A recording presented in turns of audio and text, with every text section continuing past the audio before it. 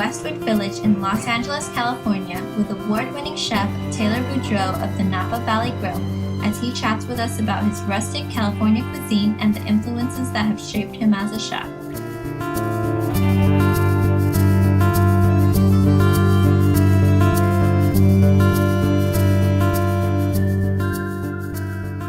All right, so we have some beautiful food here. Can you explain? So these are the crab cakes that we do here at the restaurant, kind of a signature dish. It's bluefin crab, back fin, served on a little Cajun remoulade with a little micro herb salad. What are we drinking here today? So we're drinking the Alexander Valley Ferrier Semillon. It's a great food-friendly wine, goes great with crab cakes or any kind of seafood. Cheers. Cheers. Straight from Napa. Yep. All right, so thanks so much for chatting with us today. You're welcome. Growing up, did you know that you always wanted to be a chef? Yeah, probably. I mean, food was always really important in my house. And I remember when I was in 5th grade, we had to do a coat of arms for a class project, and mine was a chef's knife and a sharpening steel, kind of together on the coat of arms. So perfect. Yeah. Not everyone knows that when they're young. That's great. Who are your biggest mentors? My biggest mentor was a guy named Charles Swerd. Charles was the corporate chef for a restaurant group out of Scottsdale that I worked for, and he did an amazing job teaching me how to operationally run a kitchen, which I don't think a lot of young chefs get when they go through a mentoring process. It's all stuff that they're kind of left to kind of figure out on their own. And a lot of them forget that this is a business and we need to treat it as such, and we need to make money so that we continue kind of doing what we're doing. And he was really good with teaching me that into the business. So kind of creating the menu here at Napa Valley Grille, what kind of experience do you hope that your diners get? Right, like we're very straightforward, we're very approachable. We're not saucing the sauce and garnishing the garnish. Less is more, and we're trying to showcase all of these great ingredients that we've sourced and not convoluting the plate by adding a bunch of stuff that's just really unnecessary. Right. What are your favorite dishes here? The branzino that's on the menu is great. It's a whole pan-fried fish. Obviously, I'm a big fan of the crab cakes. The spring lamb ragu, it's one of my favorite things that's on the menu right now. We make all of our pasta from scratch. It's handmade every day. The agnolotis are great.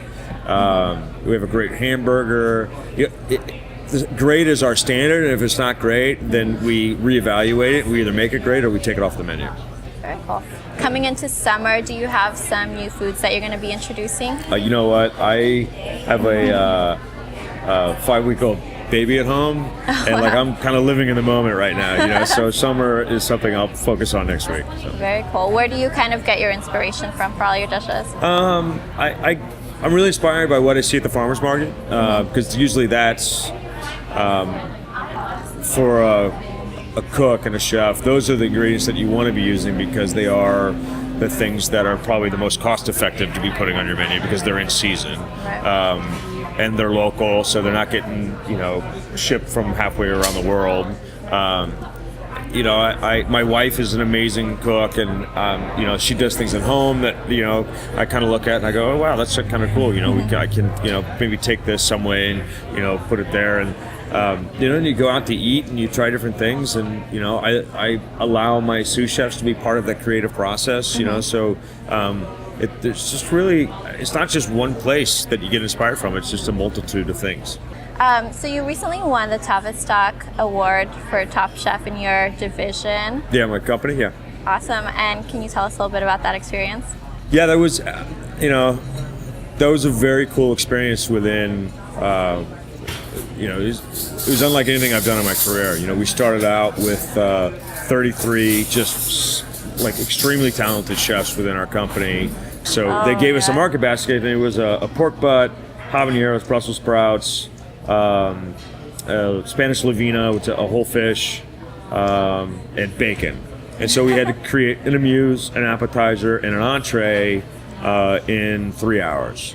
And then the final challenge is we actually had to cook on the beach, and we came up on the beach on wave runners and hopped off, and they had a little makeshift kitchen that you're basically cooking on little Bunsen burners and a huge oil drum grill, and we had to do one plate with 4 proteins And that was, I think, what pushed me through to the end. And it was a great experience. I was happy when it was over because I finally got a night's sleep.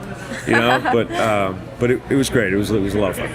Last question: if you could cook for anyone in the world, who would you cook for? That's a tough one. I've cooked for a lot of different celebrities. But I would have to say that right now, at this point in my life, I would want to cook for my grandparents. Because I think they were the ones that really inspired me to become a cook and to love what I do and be passionate about food. And I don't see them here in Los Angeles as much as I would like to. And I would love to just do like a 10-course meal for them and have them experience that. Perfect. So thanks so much for the interview. Yeah, thank you for coming in. We appreciate it.